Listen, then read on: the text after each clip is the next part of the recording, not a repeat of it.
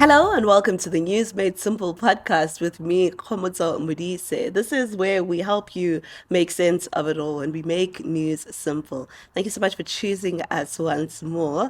I really appreciate your time and you coming on to here as we deal with matters of importance, topical matters, matters that are making the news. And the story that we're dealing with today is one that's linked to all the major news stories currently playing out in the country. Of course, you know, it's the police political interference matter and what's going on in the ad hoc committee also investigating political interference in the police. And then, of course, there's the court cases of some of the players that are involved. Vusi Cat Matlala is one of those players, and we're going to deal today with his bail appeal case. But before we get into it, I want to invite you to like, comment, and subscribe. Remember to share with all the people around you. If you have already been sharing, thank you. I can see our growth right on YouTube as well as on our audio platforms. Thank you, thank you, thank you. Let's continue growing and let's continue making news simple. Okay. Let's get into it. On the 20th of October 2025, Vusi Cat Matlala approached the High Court in a bid to challenge the Alexandra Magistrates Court decision to deny him bail. Now, he's brought out the big guns. He has brought out Lawrence Hodes SC, who is a prominent lawyer. He is a well-known lawyer, a seasoned lawyer. He's the guy that Edwin Sodi uses in all his matters. I often joke and say, if Edwin Sodi had a speeding ticket and got a fine for some reason, he would use Lawrence Hodes. He uses him for absolutely everything. And he's also the lawyer that's been representing Julius Malema in that Eastern Cape matter with the shooting in the air. Same lawyer, and he's represented a whole lot of other people. He's really high profile. In fact, I think in America, if we were in America, they'd call him celebrity lawyer, even though Sodi is not necessarily a celebrity, but you know what I mean. So Lawrence Hodes SC, seasoned lawyer, came to the High Court to argue on behalf of Vusi Cat Matlala on his release on bail. They're challenging a ruling by the Alexandra Magistrates Court, and they've pointed out two critical points that have resulted in the state conceding. And I think that may result in Vusi Matlala walking, at least in terms of bail. The state has made two concessions in the High Court, and we're going to go through them. And I'm going to show you why those concessions are critical, are important, and may result in the court ruling in Matlala's favor. The first concession that was made by the state during the bail appeal case in the Johannesburg High Court is the fact that the schedule of the offense that Vusi Cat Matlala is facing was misinterpreted by the magistrates court. So if you follow me, you know I always preach this. I say this so much. If you're facing a Schedule 6 offense, the onus is on, come let's say it together, it's on you as the accused to prove exceptional circumstances. So you as the accused need to come to court and say, these are the exceptional circumstances that warrant that I be released on bail. It basically means that without exceptional circumstances, with the Schedule 6 offense, which is a really serious offense, you should stay behind bars until your trial is completed. Ideally, a trial should not take forever, but this is South Africa, so we know it could take years, and it usually does. So with the Schedule 6 offense, the onus is on you to prove exceptional circumstances. That's why Vusi Cat Matlala had argued that he's got chronic tonsillitis and that he has, asthma, saying that that is a serious condition and threatens his life. So he should be granted bail because it's an exceptional circumstance. That's according to him. Now, often the court has the task of considering whether what you're saying is an exceptional circumstance. And oftentimes you'll hear the court saying that is not an exceptional circumstance, bail is denied. That's what happened in the magistrates court. The court found what you said does not warrant exceptional circumstances, but also the court found that he's a flight risk, saying that because of that, we're going to deny you bail. But yesterday in the Johannesburg High Court, we saw Vusi Cat Matlala and his lawyer pointing out that the schedule that he's actually facing is a Schedule 5 offense and not Schedule 6. Murder is a Schedule 6 offense, but attempted murder is a Schedule 5 offense. And the onus, while it remains on you to prove your eligibility for bail if you're the accused, even with a Schedule 5 offense, but the standard is a bit lower. You have to prove that it's in the interest of justice that you be released on bail and not necessarily prove exceptional circumstances. So Lawrence Hodes SC argued that the schedule that was considered here when considering his bail was incorrect. The state then conceded that that is in fact true. But the state still tried, and this was the prosecutors in the case, they still tried to argue that it doesn't mean we believe he would have been granted bail, even if it was a Schedule 5 offense that was considered.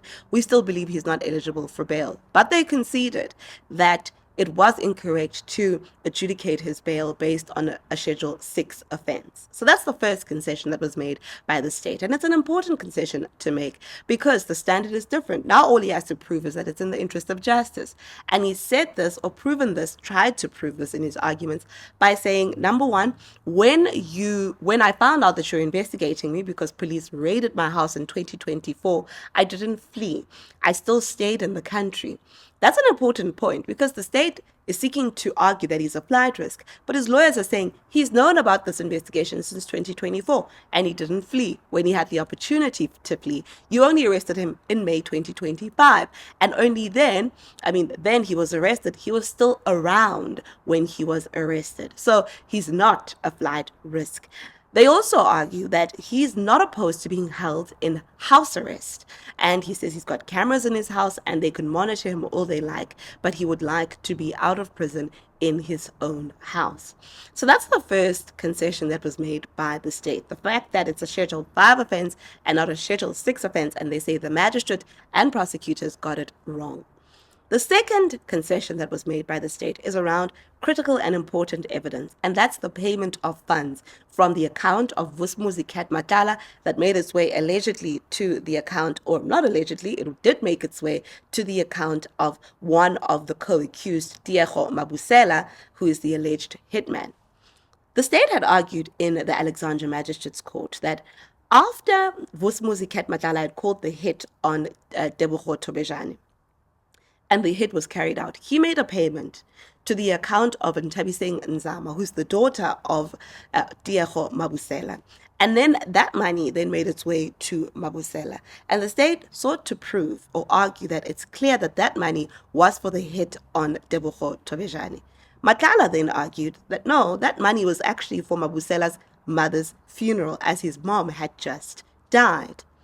The state hit back and said it's not true. That cannot be the case because his mother only died an hour or so after you made the payment. That cannot be true because the mother hadn't died. What funeral arrangements were you helping with? Now, yesterday in the High Court, we heard Lawrence Hodes SC presenting an affidavit that showed from the sister of Mabusela that his mother had in fact already died by the time that Matlala paid the funds into the account. And they prove this through an affidavit that had been made already after the death, where she speaks about the time of death. And she says that the mother had died that morning, in the early hours of that morning, but the money was only paid much later in the evening. And so the state then conceded that their investigators may have got it wrong, that the timelines may have been botched by the investigators, and they asked the court to consider that to be just a mistake and not penalize them for that argument or for that mistake, what they call a minor mistake. But it's an important mistake because it then cast a doubt on whether or not Vusi Matlala was paying for a hit, or if he was in fact contributing, as Africans do all the time, to the funeral arrangements for Mabusela. Matlala doesn't deny knowing Mabusela and having a relationship with him, but he says, I wasn't using this man as a hitman. That's not what I was doing. This man, as he operates in a security company, in security space, I know him, I have links to him, but the money that I paid was to help with his mother's funeral arrangements. And so that was the second concession that was made by the court. Now, this is why I think that he may be granted bail based on these facts. Number one, the schedule is a lighter schedule that he has to prove. The onus is on him just to prove that it's in the interest of justice. And that's easier to prove than proving exceptional circumstances. But number two, if the court feels that the case against Matlala is weak, then we may find ourselves in a situation where, like with Katiso KT Molefe, the court may say that this case is pure speculation and the state needs to find more evidence and tighten its evidence, and so they cannot keep Matlala behind bars pending that happening. So we have a situation currently where the state needs to prove the strength of its case And I'm not sure that happened in the High Court yesterday. The state did stick to its guns, though, in a lot of the arguments that it made, pointing out that he has a fraudulent Eswatini ID, which he had WhatsApped his wife about while he was in prison. And they said this clearly shows the intention to flee the country. Prosecutors also pointed out that he has a Mauritius bank account or a Mauritius trust account. And they say that shows that he can put up in another country and have money and live there. The prosecutors have also pointed out that Matlala has a total of 11 counts of attempted murder with the various hits that he had been calling. The one thing about this matter in the High Court, or the one thing about Vusi Cat Matlala, is that according to the state, he will call a hit.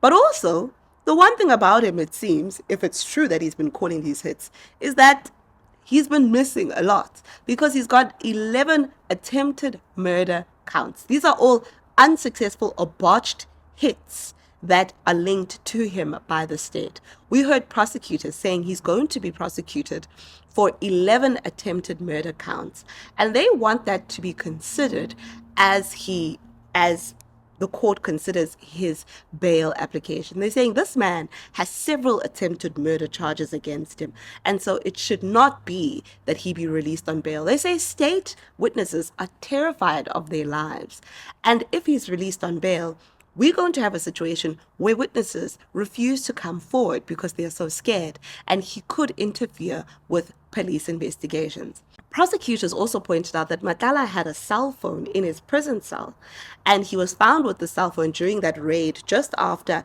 that explosive press briefing by General Mkhwanazi. And they say that shows that he's got no regard for the law, that he was busy making calls to people, including, or calls had been made to him from this Brown Mkhwanazi character, and basically they say that he should not be granted bail because he shows he's got no respect for authority or the law, and he's not afraid to break the law as he had a cell phone while in police custody. But his lawyers have argued that he used that phone to call his attorney, and while it may have been unlawful to have a phone in the cell, he didn't use the phone to do anything untoward. While prosecutors have argued that he may try to interfere with the case and threaten witnesses, his lawyers have argued that he had the cell phone in his prison cell and not once did he use it to contact witnesses, to try and threaten anyone. He merely used it to call his attorney. And so the court has the difficult task of adjudicating over this bail hearing. But I do think that while it may be that the court may still feel that he does, or he may be a flight risk based on that Eswatini fraudulent ID, I do think that the court may also consider the evidence before it and the concessions that have been made by the state. So Matlala has to wait for a couple of days.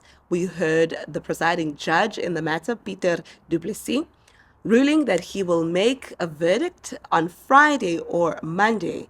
And so Matlala would need to wait just a few more days to find out his fate. But that was the bail appeal case of Vusi Cat Matlala in the High Court. All right, that's it for now. Remember to like, comment, and subscribe, and share this with all those around you. But until next time, thank you for watching News Made Simple with me, Mkhwanazi. Goodbye.